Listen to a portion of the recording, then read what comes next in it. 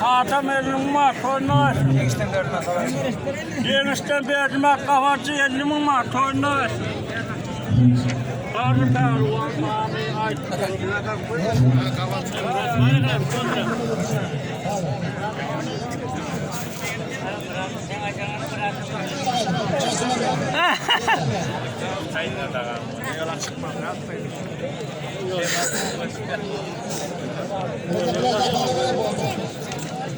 Beş mindan mal doları.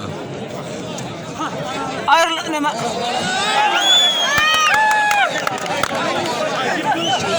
Şadirti. Gördün mü basıyor? Yani.